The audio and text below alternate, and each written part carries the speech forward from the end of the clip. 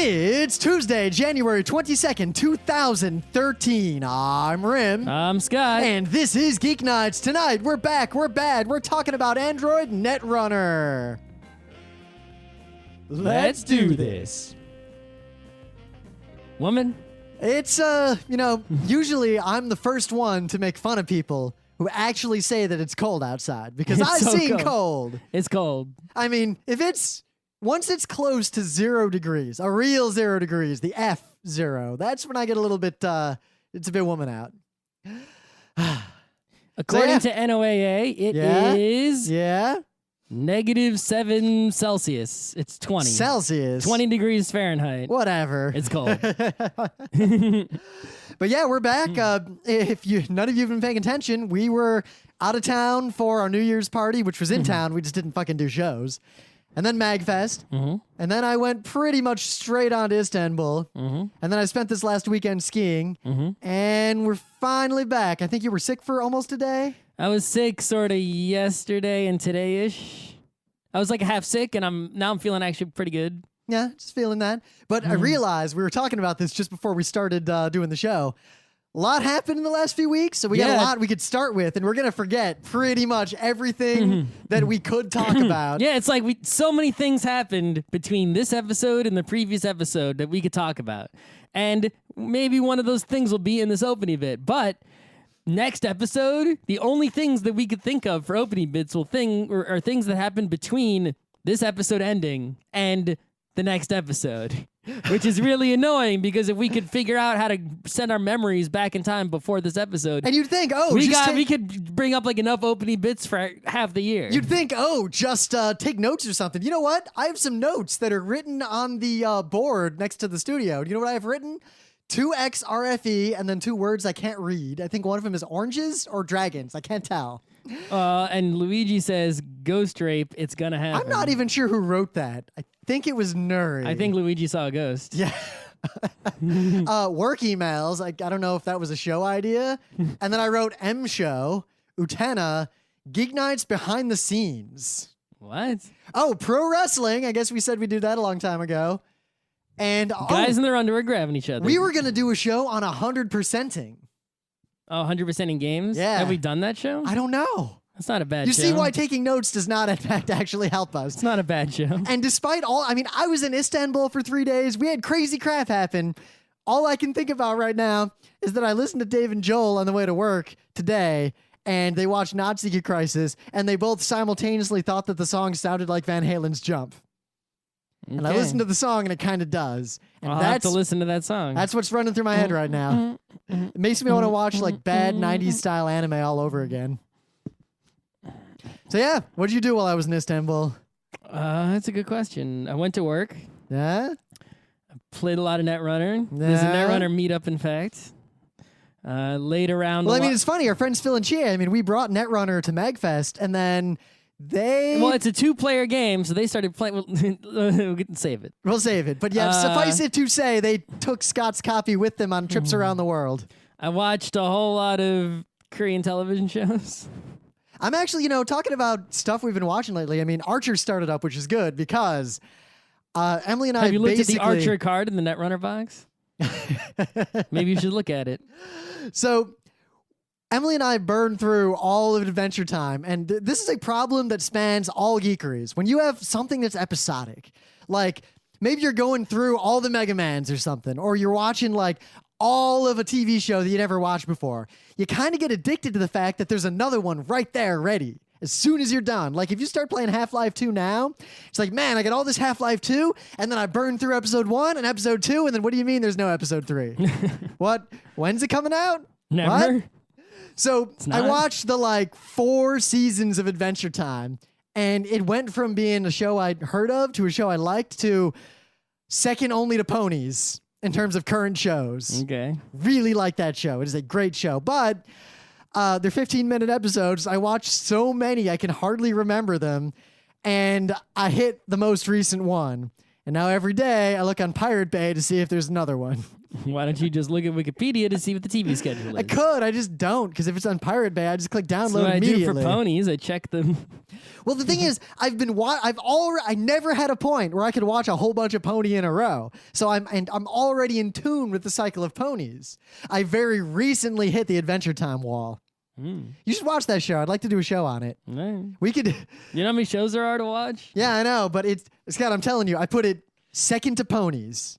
See, unlike you, right, I have chosen to watch Running Man, which has an episode every single week, no matter what of the year. Since the show has started, there has not been a missed week. See, Scott, as you know far what as we I can call tell. that? A trap. It is a black hole of media. The show is really long. It's like at least an hour long each episode. Because if I watch Cowboy Bebop again, right? Eventually it ends. Like if there were just more episodes forever, I would just be beyond that event horizon forever. Yep. If there was Half-Life 3, I'd just be in that event horizon forever. But those things all end and I can escape. Running Man, you can't get out. There's no escape. You're done. It'll end. Some of these shows do get canceled when the ratings get bad, but Doesn't look like that'll happen to Running Man right now. not soon. I mean, apparently there was a time when it may have been canceled when the ratings are low, but I guess they passed that, and it's a pretty popular So show. anyway, it's gaming day. Skip all the anecdotes about shit I did in Istanbul. And MagFest. We barely talked about like the crazy crap that happened at MagFest. But so yeah, speaking of sports and games, hockey's back. Yeah. I really wanted to boycott hockey because I'm kind of pissed about the whole, thing. But I was at a kind of burger joint in Brooklyn, eating a burger and having some poutine. And there was some hockey on And there was TV? hockey on an HD 60-inch screen, like right in front of my face. And I look up and I'm like, oh, right. Hockey It's the fucking best. Fuck, it's hockey. Yeah. Oh my God. Well, didn't you see that goal? That was my thing of the day, I think, in the last episode? That was one of the better goals I've ever seen. That's like top 10 or 15. Yeah. But so the hockey is there. I'm watching the Rangers live at MSG right there from Brooklyn. And then right then there's a face-off like 2 seconds after I start watching. Gloves dropped, fist fight. And there's two guys in this joint who turn up and they're like, whoa, are those guys fighting? Why aren't the refs stopping them? So I turn and I'm like, so you realize in hockey, there's rules about this sort of thing. They're like, there's rules about fighting. And I explained to these guys how hockey works. They had never seen hockey? They just didn't really Were they know. from Brooklyn? I don't know. It was just two dudes. And meanwhile, the owner comes out. He's an LA guy. And he's like, yeah, fucking break his nose. Yeah, get him. Fuck him up. Fuck him up. LA just won the cup, so he's excited. So the fight ends, and one guy's got a clearly broken nose that he's hiding, so he won't have to leave the game. And everything's cool. Next face-off, another fight. Yeah. I think those are the first two hockey fights of 2013. Well, I mean, I'm sure that wasn't the first game of the day. I think they were the first proper. I mean, sometimes fights just kind of start. Those are the first, like, two guys at the face-off give each other the look of, as soon as that puck drops, let's drop our gloves. Anyway. Those are my favorite kind of hockey fights. No, second favorite. My favorite is when the goalies get involved. Exciting. You got any news? I do. So, Kotaku posted this article, top 5 or so board games to get excited about in 2013. Now, normally this kind of thing is one of those link bait top whatever lists. Yeah, it's also really hard for me to get excited about new games because, I mean, every board game that comes out is going up against Puerto Rico, T&E. Right. But anyway, so I looked at this list, and, it actually was kind of handy because usually I don't pay shit attention to what games are coming out later. I pay attention to board games after they come out. I see that they're starting to get hot, and then I grab Yeah, them. it's like, oh, what? After like a month or two. I'll be like, what's this game? And some dude who knows way I'll be more like, than me I'll will be like, whoa, oh, everyone everyone's this field is I'll be Yar. like, a lot of people are talking about and playing this game, or wow, I see this game at every retailer and every convention. I wonder what the deal is. Yep, granted, the Or, game... this game shot all the way up to the top of the Board Game Geek list. I Granted, wonder the what one that's game about. that I saw before it was out that I was really intrigued about was Castellan, but I don't think it's out yet. Yes, I'm going to look for that, though. So here's the games they talk about. The Cave, based on their description, The Cave looks like infiltration, but you're discovering a cave. So there's different paths. There's branching infiltration, right?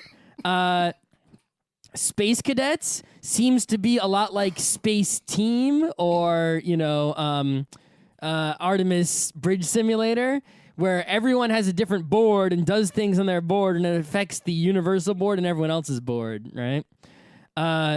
Kemet seems to be I guess they say that it's a successor to a different game called Cyclades or Cyclades. I guess it looks like Greek gods fighting or something, or I feel like I've seen that somewhere. Auctions to appeal to the different Greek gods. I don't know what that's about. I feel like I've seen that in a board game library and for some reason ignored it. Roll for the Galaxy, which I guess is Race for the Galaxy X Couriers, which, I mean, Race for the Galaxy is okay, Couriers is so combining them, whatever. The one that's really interesting here that I think I'll buy no matter what is called Tammany Hall. And yes, the theme is part of the reason I'm buying this. So apparently Tammany Hall was a game that was released a while ago in 2007, but it only printed 500 copies and that was it. Period. So, but people liked it a lot.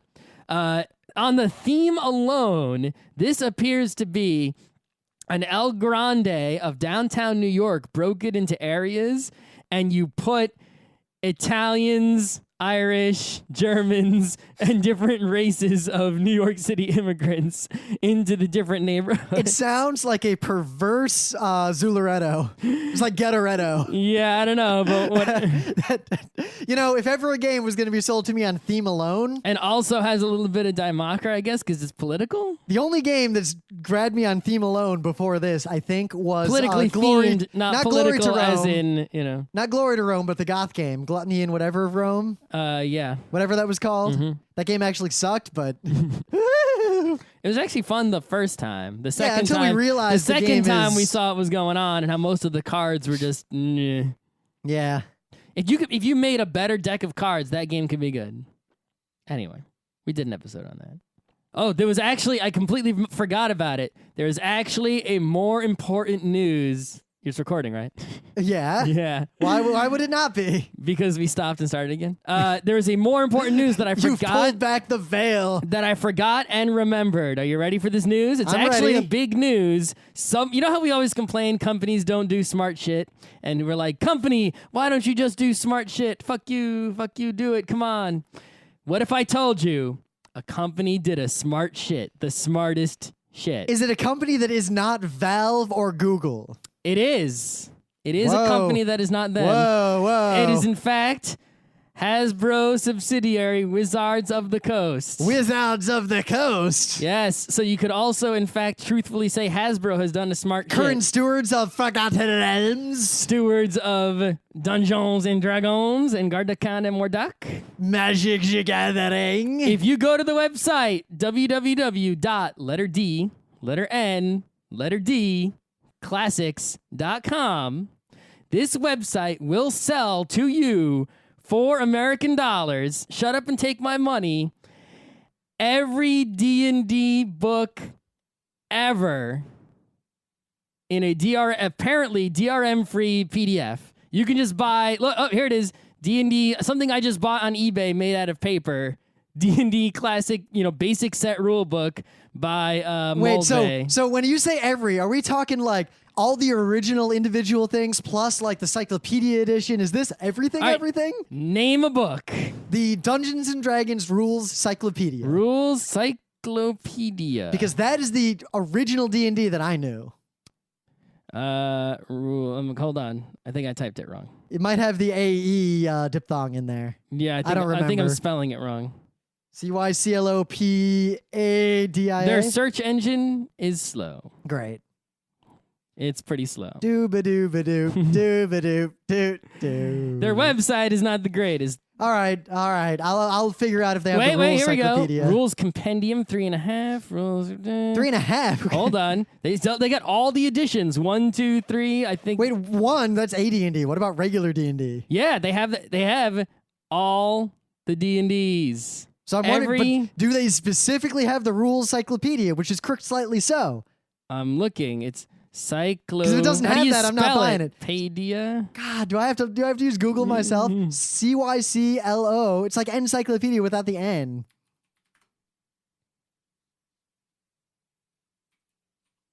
It's not a good book though.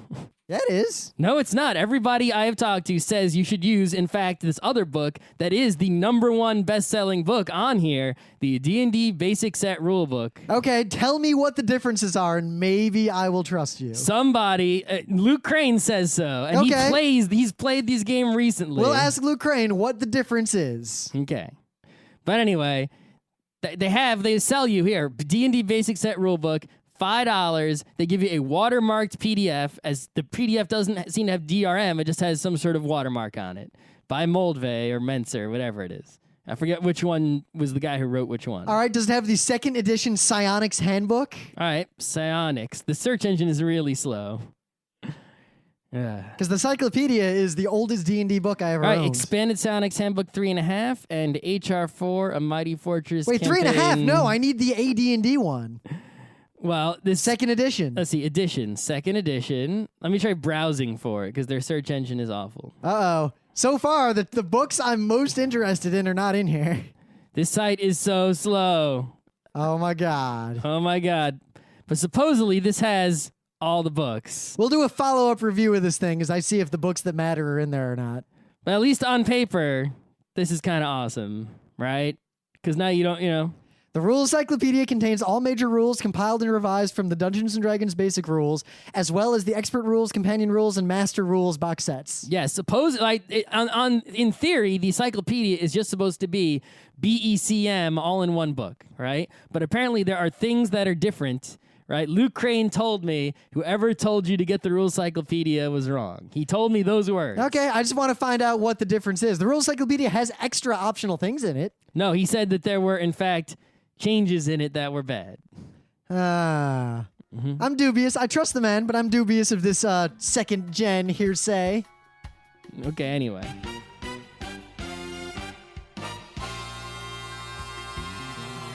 But anyway, things of the day. So technology when it comes to audio has actually been progressing pretty rapidly for the last decade. Despite, people might not realize this because music seems so ubiquitous, audio seems so kind of standard. Like, people don't think what is improving in audio. But when you think about it, like autotune, as we know it today, is a relatively modern invention. And the old ways to do it, like vocoders and things, were a lot more manual. Like, automatic shit just kind of works in audio now. So there's some people, and this was on Boing Boing, so I'm going to link to 2 of these. It's the same people, as far as I can tell, who did these 2 videos. They took REM's Losing My Religion and Metallica's Nothing Else Matters, and all they did was transform every minor third into a major third to make the song be in a major key. And I think it sounds great. It's interesting to listen to, though. If you read the comments, a lot of people claimed that it made them feel sick listening to it. But most of those people also admitted that they were big fans of, either Metallica or REM, and had listened to the song so many times that, like, it bothered them that it sounded different.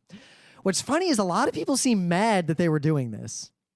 Like, actually angry that someone was taking these old songs and doing something cool with them. What?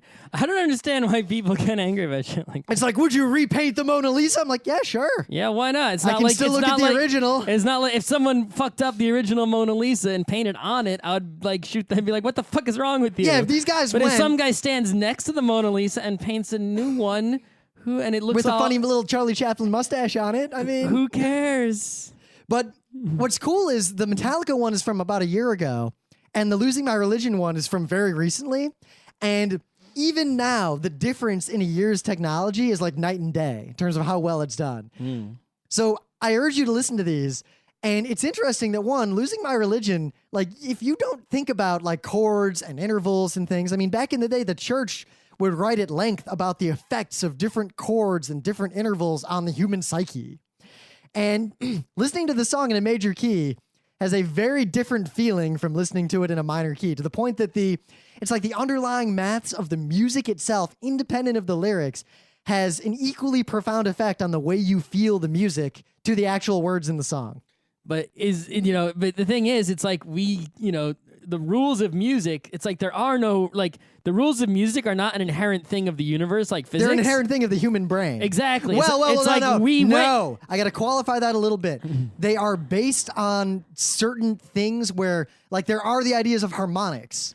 Right, but the point is that all it is there are sounds. We can only hear this frequency through that frequency, right? Yep. And we tested over centuries how people feel when different sounds, different frequencies are heard. And then we categorize them, right? So it's like, oh my God, minor makes you feel this way and major makes you feel that way. Well, it's like, yeah, because we group those sounds together because they made you feel that way. We said, let's take all the sounds that make you feel this way and call those the minor, and all the sounds that make you feel this way, we'll call those major. Well, not quite, because what minor and major, it's just the difference between one specific interval that's defined by a frequency difference between two pitches. Right, but it's like they grouped, it was came It's not up a grouping. with They named it the minor as opposed to the major. Right, but the point is they came up with that system based on, they categorized them in, they realized that made a difference in feeling, and that is why there is even any, definition there at all, any categorization. Well, my point is just that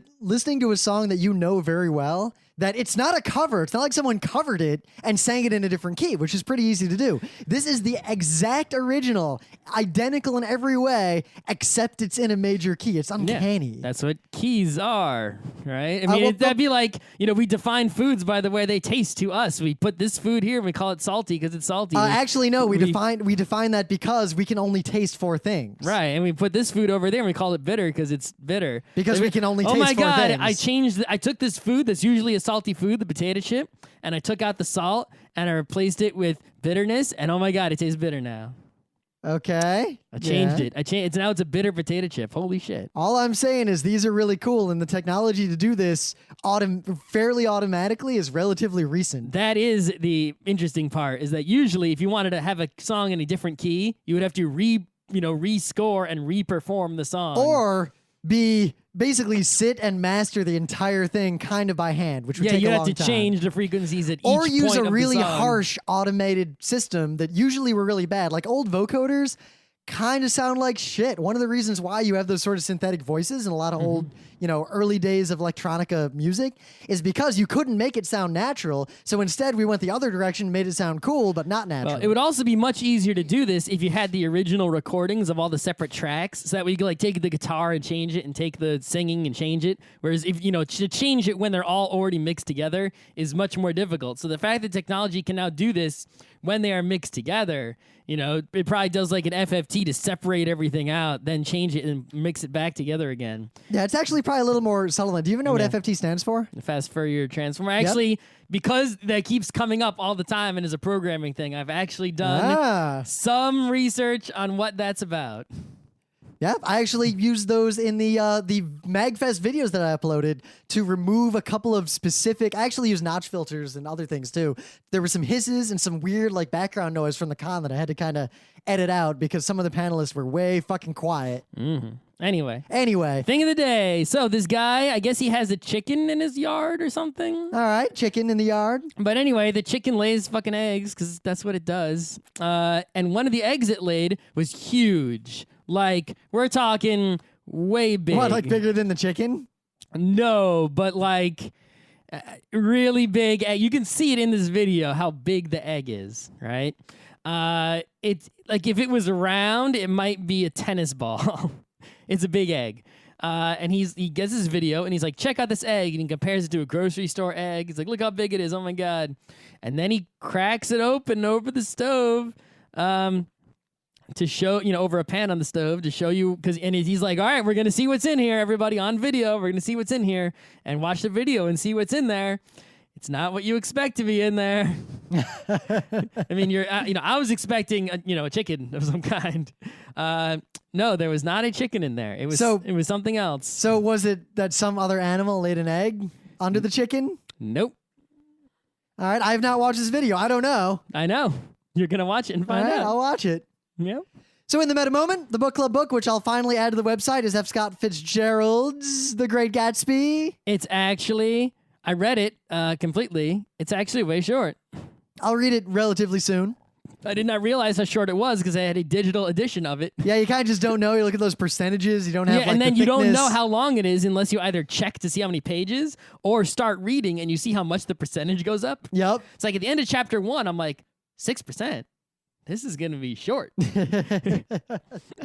We were just at MagFest. I've uploaded 2 of our panels and lectures. I've uploaded Beyond Candyland to YouTube. You can watch it. I've also uploaded one of the panels we were on, video game genres, and I'm thinking about submitting that same topic to PAX Dev, but assembling an expert group of panelists for it. And I've already sent some emails to people because I think it'd be a good topic actually for Dev with like people who are prepared and have specific things to say already. Maybe. So we'll see. It's my All right. crab people. The next PAX convention East is coming up. PAX East. I'm enforcing. Yeah, I submitted If to you enforce. should. They're looking for more enforcers, so you can join our club. Yeah, and you know what I did not? I will do whatever they ask me, but I'm actually not going for like panels or the things you guys know I'd be good at. I'm going for like something crazy I've never done. I'm just going for whatever. I don't really give a shit. I'm going for like back end operations or something. Or I like mostly main events just don't theater. want to have to do something where I sit in one place for a long time, right? That's why So, I want to do back like, end, like haul something around or I like wouldn't- unpack something. I don't really want to do like, stand and check badges or sit at the tabletop library and check games in and out. I want to do something like stand there and help people or, Look at him, he's walk helping. around doing work. I don't know, whatever. We'll see. It should be fun. We should also be doing 1 or 2 panels. I sent in our Geeknights workshop like we always do. We might do something a little bit different if they give us a room for that thing again. Mm-hmm. Probably involving Power Grid. After that, Kineticon submissions are open. Submit your panels. We're going to start scheduling in a few weeks. Mm-hmm. You can keep submitting after that, but prime spots will slowly disappear. First dibs. Yeah. Dibs. Dibs, Jerry. It's the dibs. We're gonna go to PAX Australia, man. Things are just coming up fast. We I better know, gotta start I know. looking for that. I know. Uh, And of course, if you want us to speed up our Utena show or Radio Free Equestria or any of these other videos, spread them around. The view counts have to go way up, or I'm going to take my sweet fucking time and uploading these things. I like doing them, but that means I'm going to do them at the rate that I want to do them. We're not going to force it. But if Radio Free Equestria gets like 10,000 views in the next couple weeks, we'll put out one every week or so. I mean, I'll do whatever if you guys start watching them. yeah, anyway. So, Android Netrunner, here's the deal. I keep wanting to call it Nendroid. So here's the deal, all right? For people who don't know, this needs some explanation. Back in the day when Magic came out, there was another CCG called Netrunner. All right, I saw it in the stores, but I ignored it I rightfully ignored it because every CCG that wasn't Magic sort of died. Dude, I played until- Spellfire. Yeah. I played Jihad that was then There were renamed. so many CCGs that came out when Magic. I played the Star Wars one. Right. There were so many that came out when Magic first came out that were trying to compete with Magic. They're like, oh my God, this thing caught on. Let's copy it. Right. But they almost all failed. None of them succeeded until the second round, right? When, like Pokemon and Yu-Gi-Oh came out. There was a Star Wars, there was a Star Trek, there were so many CCGs. There's a Lord of the Rings one I had a couple cards from. Yeah, there's the L5R one that I played a little bit. Right, and Netrunner was one of those, and there was Jihad, which is the ultra rare. That's what I was saying. Jihad, I bought day name-changing. one. Yep. But anyway, I have like a whole deck and everything. so Netrunner was unique in that it was unlike those other ones. It was also made by Richard Garfield, who made Magic the Gathering. He considers it one of his best game designs ever. But, it disappeared and it was ignored and it was a CCG, so we had no interest in it, even if we knew about it because number one, Oh, I mean, remember, pay to win. I quit playing Magic when Fallen Empires came out. I started playing Magic shortly before Fallen Empires came out. Because when Fallen Empires came out, I was like, wow, and I stopped these playing expansions when are really just Homeland's Alliances came out. alliances. The last tournament I played in was like the day after It alliances was a middle came out. school thing, basically. Yeah, and I played in a Type 1 tournament. It was the last tournament I played in. Right, Because I anyway. wanted to use my Sol Ring and my Mox. Right, so anyway, so Netrunner was a game. It didn't, and they didn't promote it. They didn't make it win because why would they promote a competitor to their own product, right? They didn't do that, Now, it'd be fine if they'd have different niches, but you're basically going to tap the same pool. right? So Get it? Tap why should we the same pool? Why should they Tap. take players away from Magic to get them to play Netrunner? Because I can only tap the pool once. No and one then... can afford to play 2 games, so that didn't work out. So anyway, apparently Fantasy Flight Games, who is a great current publisher of games, who has published many good games. They publish Citadels and a whole bunch of other games. They have this thing called a living card game, and apparently they've been I didn't realize that they've been going for a while. I've always wanted a living card game, at least on paper, and I didn't realize they were already making them. They have a Call of Cthulhu one and a Game of Thrones one that have been around for a while. And what a living card game is much like a CCG. You customize your deck and then you play. But like Dominion, you don't have to buy boosters and starters and collect cards. You just buy every single expansion once, and you will have all the cards. And then you make whatever deck you want, and then you play against your friends. So it is not a cheap thing to do, right? It might even be slightly more expensive than Dominion. You do have to keep paying money, like a subscription, to get more cards all the time. But I'm not buying $4 booster packs exactly to get the rare I'm looking for. There are no rares. There are no uncommons or commons, right? You just buy all the cards. It's like a subscription to a game. You pay $15 most months, and you will have every card. One annoying thing is that, they have these data packs that come out every month that are $15 or so, and those include 3 copies of every card that is in them, which is the most you're allowed to have in a deck. So you only need to buy a data pack once, and you're set. But the base set of Netrunner, the basic box, which you need to buy at least once, some of the cards in there, they give you 3 copies. Other cards in there, you only get 2 copies, and other cards in there, you only get 1 copy. So if you are all alone and you want to have if you want to have available to you every possible configuration of deck, you need to buy the basic Netrunner 3 times, which is bullshit, but I did it anyway. And at least when you do it anyway, you can give a lot of those cards to other people, and now they don't have to buy as many other basic sets unless they really want to have those cards that only appear once. There's only like a handful of them.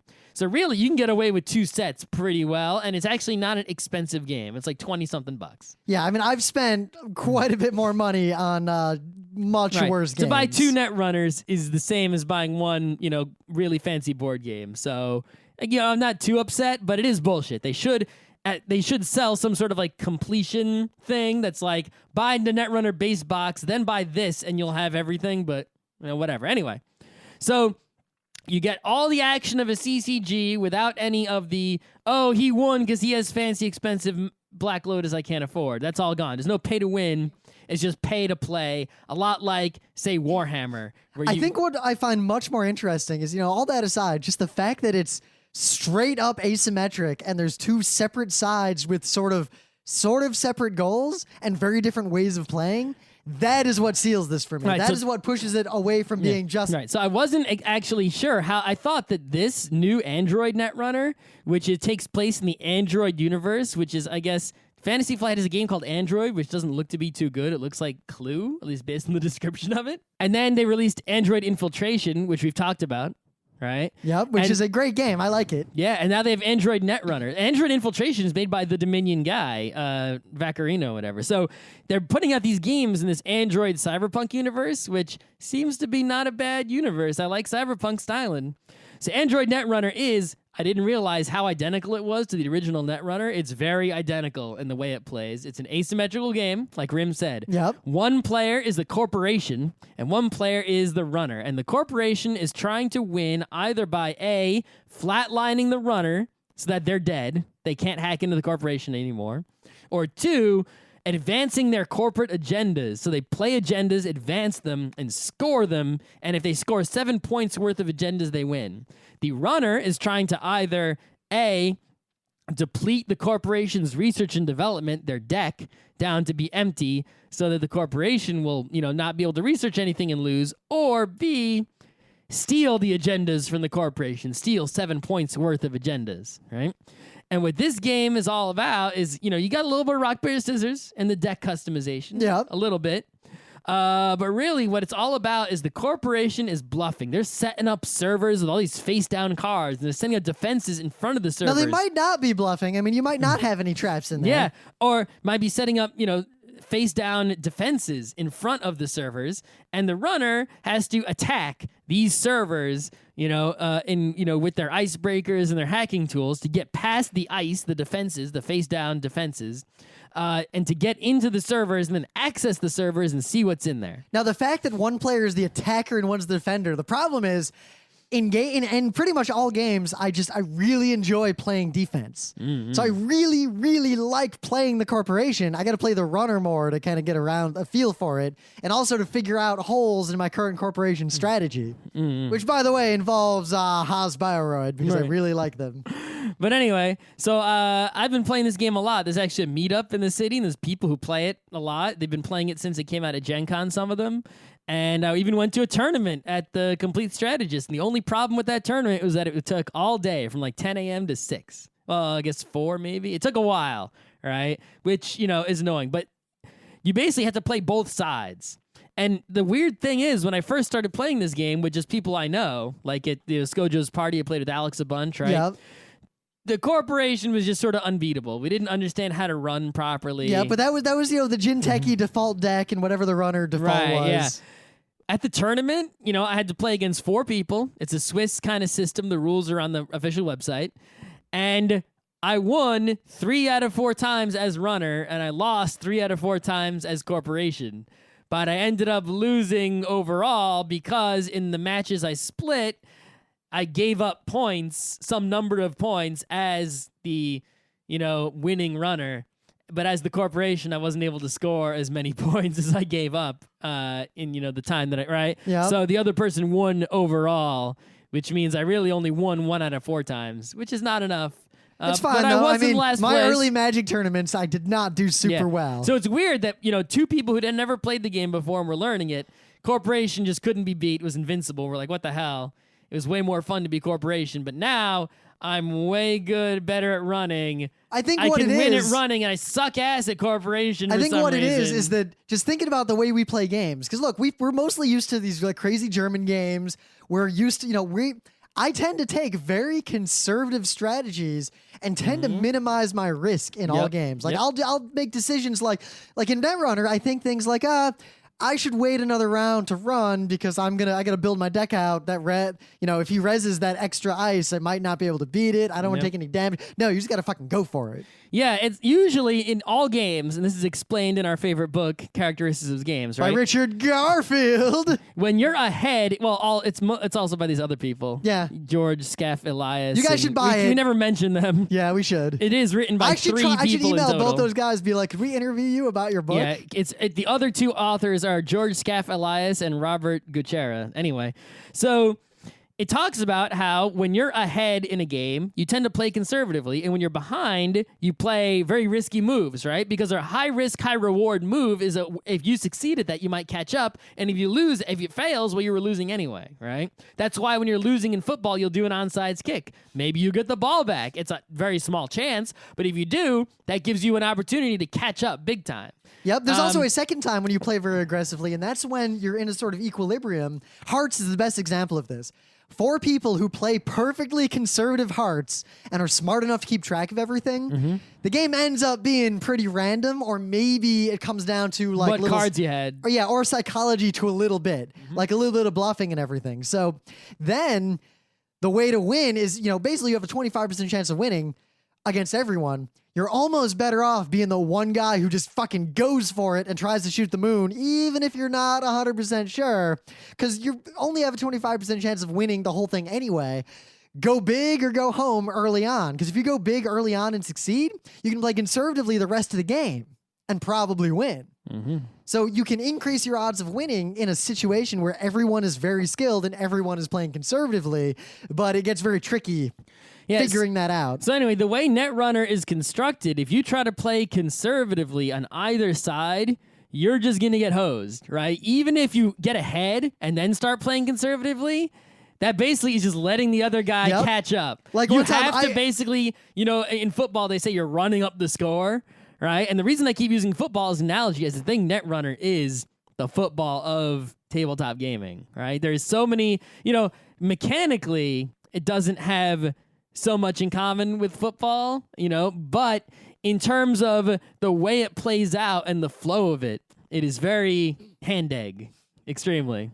It's got the damage you do to the runner. Like I can do, if Scott's running against me, I can do damage to him, reduce his hand. And he only has a few cards in his hand. If I get him down to 0, I immediately win. No, you have to get him down to -1. I have to get you down to 0 and then force you to draw. Yes, you have to do 1 more damage than cards in hand. So I always feel like, I just got to push him over the edge. And you'll always get so close to that 9th yard and that 10th yard. And nope, got a kick. Yep. But anyway, what was I saying?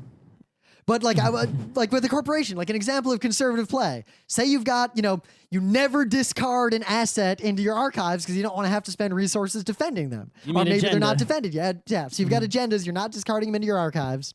Simultaneously, maybe you've only got 2 remote servers with ICE.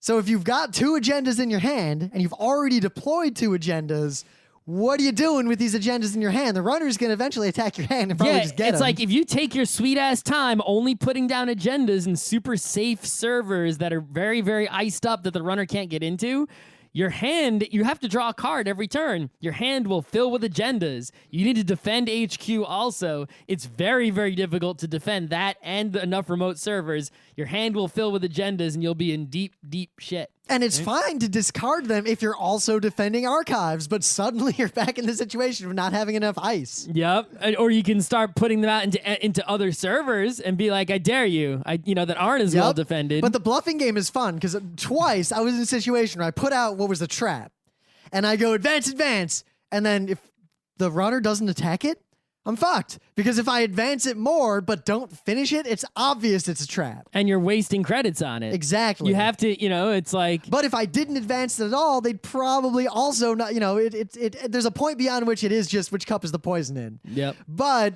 like poker, humans are kind of stupid in the sense that psychology can matter. And I think it's very difficult, especially because a lot of the people are going to be playing this game. There's going to be the pros and the kind of serious gamers. There's going to be a lot of punk kids like Magic too.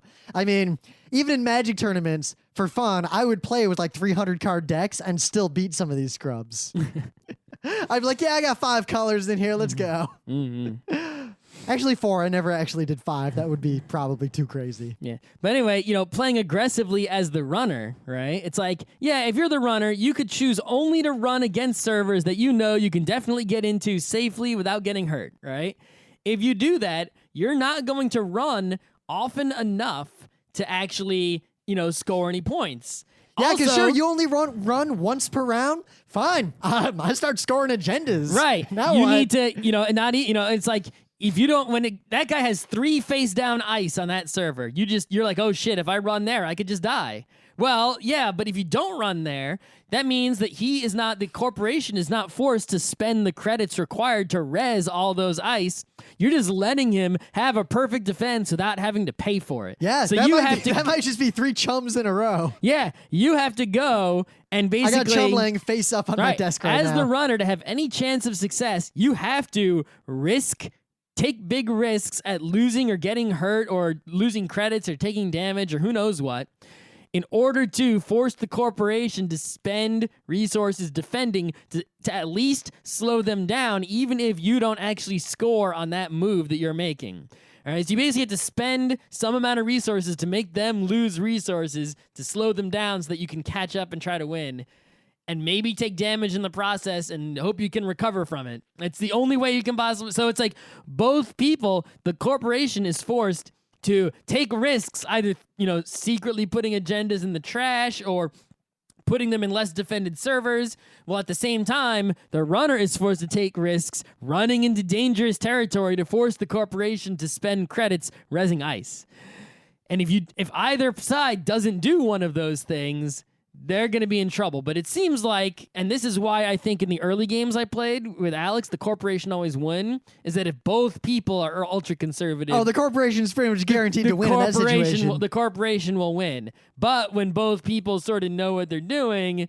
at least for me, I'm doing bad at corporation when people know what they're doing. Yeah. But I'm doing very well at running when people know what they're doing, so. Yeah, the thing is, ice combos are tough because you can't really guarantee having cards in the right order. Like, there's one ice that basically says if you hit this ice and you don't break it, go back to the beginning of this server's run. Mm-hmm. So if you put that first, and then you have 3 other ice in front of it, you effectively have 6 ice in front.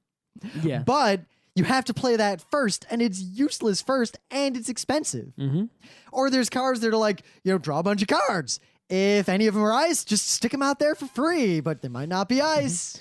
So you got to play that the deck building game with Magic of, all right, I got 4 lightning bolts, I got 4 fireballs, I got you got to maximize on what your deck is intended to do.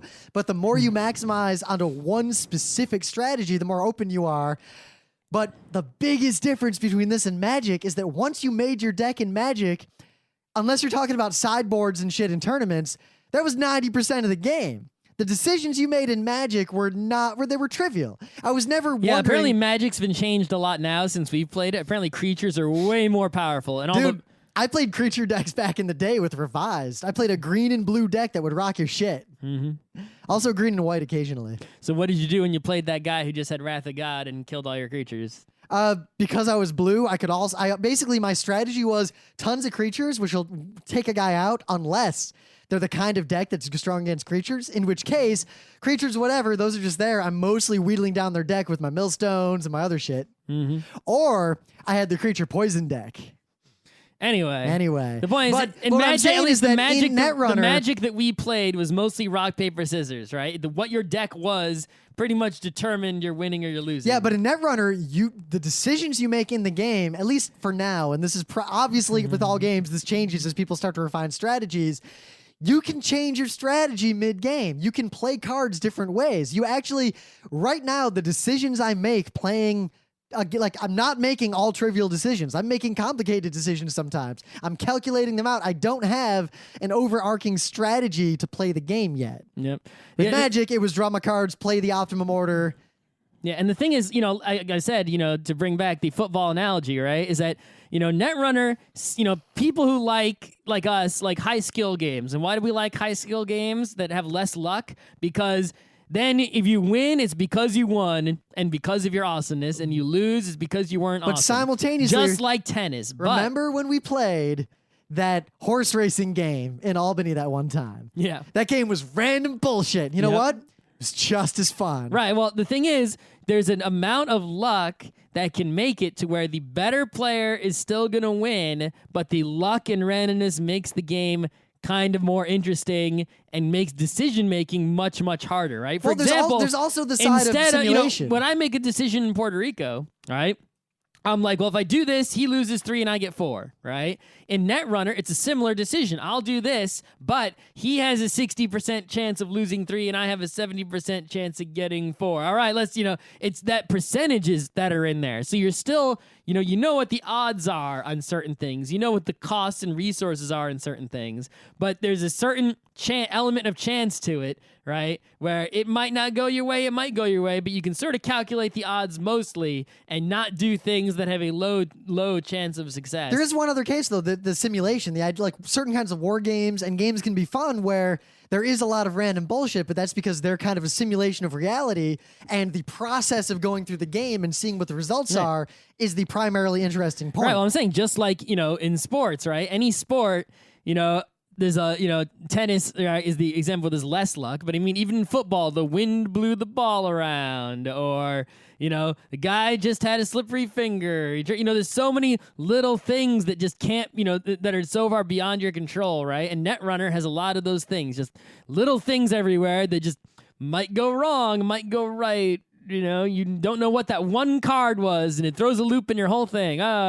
You draw 5 cards to start the game. What those 5 cards are is can change everything. One game I played at that tournament, I won almost instantly. I felt bad. It was so unfair. I'm going to remember that guy in that game because me and him just couldn't shut up about how bad that game went for him, how much bullshit it was, right? Yeah, but then again, I mean, he even in Magic, scored an accelerated beta test, drew 3 cards, no ice. I mean, in Magic, sometimes I draw all land, call the farmer hand, draw all land again. Like, it can happen. Yeah. Whereas in Netrunner, the same exact deck, you're only allowed 3 cards of any one type, of the same name in the deck. Now, if any of you kids complain about that rule, there's a reason that rule is there. Yeah, and you have to have a minimum deck size, and you have to have a certain number of agenda points in a corporation deck. So it's like, when you draw 5, you can draw drastically different hands, and that changes how you play a lot. But meanwhile, in Magic, drawing the hand, you don't make a decision. You just play the hand out no matter what it is. You're not thinking like, well, do I want to risk this now considering that I drew all my assets? Also, in making the deck, right, the deck construction rules, you can only bring in so many influence points worth of cards from other factions. So you know that any deck you play against, you see their identity card, you know what most of their cards can be, right? There will only be a few cards that aren't cards you expect from them. So you can look at how they play and sort of play this metagame once you know all the cards, because there aren't that many, of what did they bring in, right? If you don't see a lot of cards of that don't go with their identity, you know that they probably just have a few really powerful cards from the other identities, maybe 4-point influence cards like Scorched Earth, which do 4 damage. But then again, if you see a lot of cards of different colors, right, out on the table, and that means they don't have a lot of high influence cards. So now you don't need to worry maybe about a Scorched Earth in a deck that isn't Wayland. And that means that you can take tags and not really worry about getting instantly killed. But then again, the high risk strategy of you've got all little cards and then you've got one fucking Scorched Earth in there just in case. One isn't enough. You gotta have 2 at least, right? And you really, if you're gonna base your game around a card, you gotta have 3, right? The other thing is when you're making the corporation deck, you have to put agendas in. Well, you have to put a certain number of agenda points. So if what you want to do is the rules, the minimum deck size is 45, but if your deck contains between 45 and 49 cards, you have to have 20 or 21 agenda points. So ideally, what you would do is make a 49 card deck with 20 agenda points, thus to maximize to lessen the chance of an agenda card coming up. You don't want, that way when the runner accesses your hand or your deck, the odds of them getting an agenda card are low. But you might want to put in agenda cards that are only worth 1 point each, because you can score those quickly without having to defend them very much, which makes the points much easier to get. If you get a really powerful agenda that's worth 3 points, you have to leave it on the table and advance it a whole bunch before you can score. It's in a very vulnerable position, even if there's a bunch of ice in front of it. So if you're gonna do if you're gonna do smaller number of high point ones, you probably want to play someone where you can have a bunch of traps too. Right, but it's like you have to balance this out, right? If I have a whole bunch of cheap agendas, my deck has a lot of agendas in it. The runner's gonna score, but they're not gonna score a lot of, they're gonna score a whole bunch of 1s. But if I put a bunch of 3s, they still might score. The odds are still like 1 in 4 of them getting an agenda. They're still not great for you, but when they do score, they're gonna get 2 or 3 points. And that means that in your deck, there will be less non-agendas. So this game gives you all kinds of crazy things to think about, and new cards coming out all the time. Yeah, it costs money, but hey, it costs a fixed amount of money. You never have to spend crazy amounts of extra money collecting, to get all the cards you need or buying singles or any of that nonsense. And at the same time, you can know what all the cards are. And really, that turns out to be one of the things where knowing what all the cards are matters a lot. But I sort of, I've played only for like a couple weeks, and I already know most of the major cards. And some of them, it's like just the first time you play, it's obvious what the good cards are. Magnum Opus. Yeah. Right? It's not I'm a big fan of the Toll Booth. Yeah, the Toll Booth and Magnum Opus are like the most obviously good cards. And you just read through the cards, and it's like, oh, I get it. You can't underestimate the economy, though. It's all about economy. Yeah. I don't know. It's a super fun game that we'll probably review in much more depth after we play it a whole bunch. And the real thing I see here, right, is that, we look at all the kinds of tabletop games out there, right? You got the high investment ones, the miniatures, the RPGs, the Eclipses, right? They take a long time to play. You have to learn a lot of complicated rules. They're really satisfying, though, but you need a big table. You need a big investment. Right, so it's really hard to get anyone to play those. But like Magic, I would just play with like a friend in the cafeteria. You got the medium investment, the Puerto Ricos and the Power Grids and those types. You got the low investments like the Spottits, right? But the thing is, those low investment ones, to learn is not so much, but to bust them out and play them is very quick. Right, but it's not as satisfying strategically, really. What you get with the CCG, right, like Magic, is a game you can just sort of bust out and play casually, like instant play, all right, whatever. You can play it with someone who knows how to play and has it. as easily as you can play Spot It, because they know how to play, you know how to play, you both have cards, just bust it out and play really quick. 1, 2, 3, right? Netrunner takes a little while, a little longer than Spot It, but it's not a high investment. You can just sort of be sitting around, wasting time with it. It's also got the single person, not player, but person component of like the deck building and the fucking around when you're just messing. Like I can be sitting around at home, just flipping through the cards. Like, I wonder if I should replace one of those dice. It gives you something to do. You can play the game when no one else is around by looking through the cards and customizing. Well, like your deck we used to play BattleTech a lot in our IT, and you know what? Half the fun was just fucking around in Mech Builder, Mech Maker, making mechs. Yep. Even if I never played with those mechs. So, by having just one of these games, even if you don't pick Netrunner, maybe you pick a CCG and you want to waste all your money. Maybe you pick another living card game. I know some people play the Game of Thrones one. I think there's a Cthulhu one also. Maybe, but whatever it is, it fills that niche of you can spend time on your tabletop hobby when no one else is around, customizing your deck or, miniatures, painting, right? And it's a game where if there's other people around who know how to play it, you can bust it out with low effort, even though there's still an effort to learn it or buy it. You can bust it out with low effort. So like me and Rim are hanging out, we can play it as easily as we can play Spot It. And you could not say the same thing for a big board game that requires setting up pieces and all that kind of nonsense. Yep. I would play Magic just all the fucking time for years. Yep. So it really fills that niche of the tabletop spectrum. If you've got one of these games and, the low-end Spot It type games, Dixit types, the medium German board games and the high-investment games, that covers every possible tabletop gaming scenario you could be in. There'll be a game for all seasons, for all times of day, for all flavors, for all numbers of people, for all everything. And this is sort of the one that was missing. And it also has a serious competition aspect that is pretty interesting. I'll have to decide if I'm going to engage on that or not. Yeah, I don't know how serious I'm going to be. I guess, I'll go to... I was pretty serious about Magic. Like, I would make my parents drive me to these tournaments. Yeah, I went to one local tournament. It was kind of fun. I'd probably go back. It's like, I think what it is if it doesn't conflict with my existing schedule, why not go? I'll go check it out. Why not? And I'm only going to get serious. I'll try to win, obviously, with my usual level of tabletop skill. But if I start winning, right, seriously, then I may attempt to go all out? Yeah. It's like if I start kicking everyone's ass locally, like these people who are really good, there are some people who are really good. Though you might run into the situation of the Street Fighter champion among friends who can't beat anyone in the pro circuit. I may. But if I do start winning a whole bunch and I surpass everybody, I may go one step up to see if I can beat people. Now, what'll be interesting to see is that in the old days of Magic, before they really settled on these draft tournaments, before they really settled on I don't know what they call them now, but in the old days they had Type 0, Type 1, and Type 2. Type 2 being you can only use the current base set and the previous 2 released expansions to limit the card set. Mm-hmm. So it prevented the problem to a degree, coupled with the fact that there was barely an internet back then, where there would emerge a handful of decks that were just the best.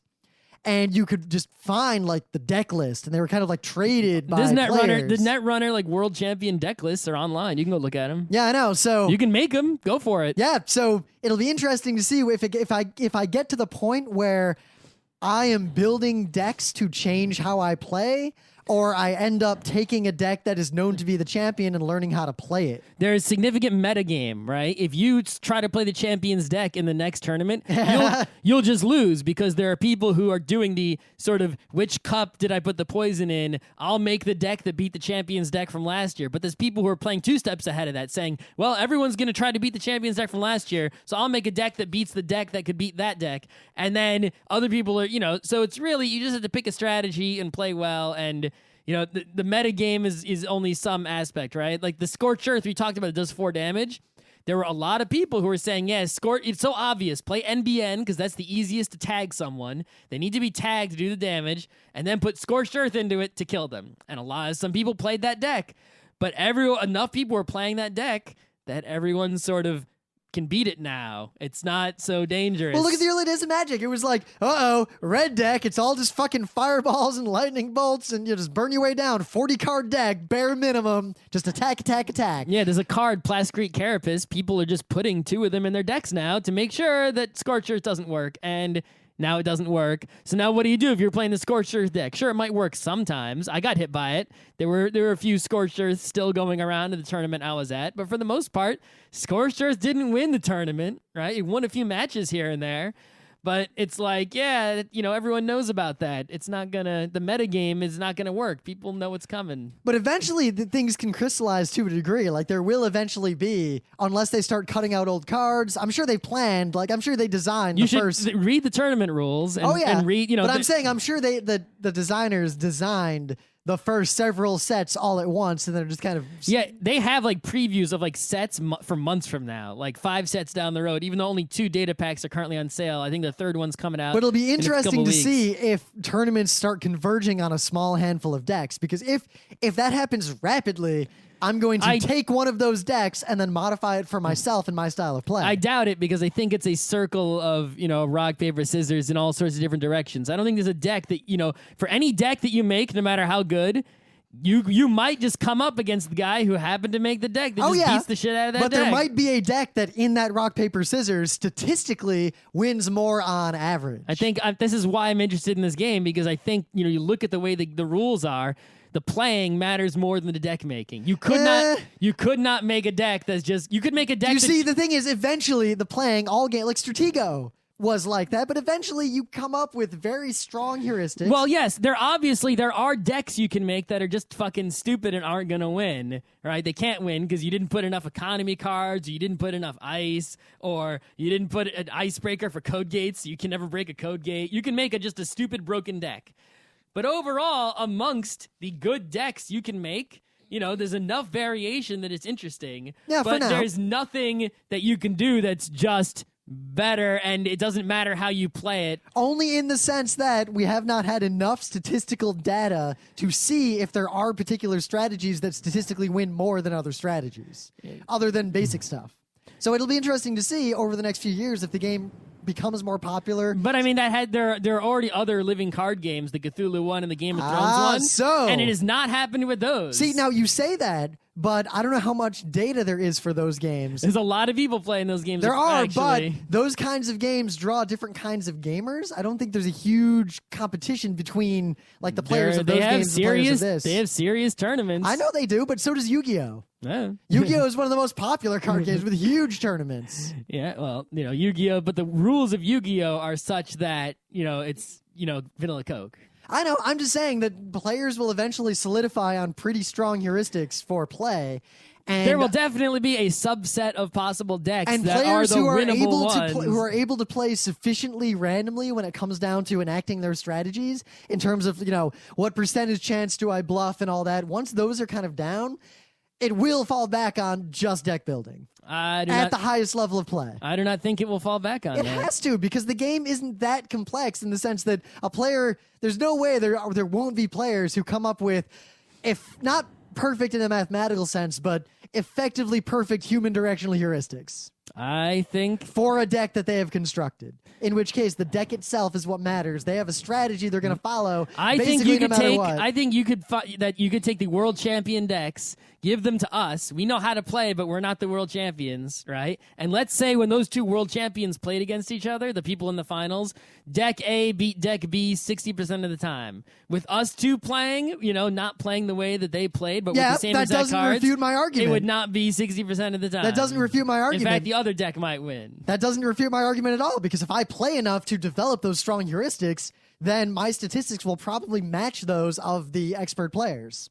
I do not think so. I'm pretty sure that's what's going to happen. Anyway, there was one other thing I wanted to say. I'm trying to remember. I mean, I'm digging the game. I bought into it. I'm buying every set. I ordered sleeves for my cards. Yeah. Oh, I got to show you a sleeve shuffling trick I learned. I watched a bunch of YouTube videos. No, the YouTube videos do not teach you the most important trick. Uh-huh. That I have learned from a guy. You learned something from some guy, eh? I did. All right. You should make a YouTube video. I will. All right, anyway, I think we're done. We have talked a great deal about this game. We will probably be talking about it a lot more in the future if we play it a whole bunch more, which at least I know I'm going to, because I already spent enough money on it. I got to get my money's worth. This has been Geek Nights with Rim and Scott. Special thanks to DJ Pretzel for the opening music, Kat Lee for web design, and Brando K for the logos. Be sure to visit our website at frontrowcrew.com for show notes, discussion, news, and more. Remember, Geek Nights is not one, but 4 different shows. Sci-Tech Mondays, Gaming Tuesdays, Anime Comic Wednesdays, and Indiscriminate Thursdays. Geek Nights is distributed under a Creative Commons Attribution 3.0 license. Geek Nights is recorded live with no studio and no audience. But unlike those other late shows, it's actually recorded at night.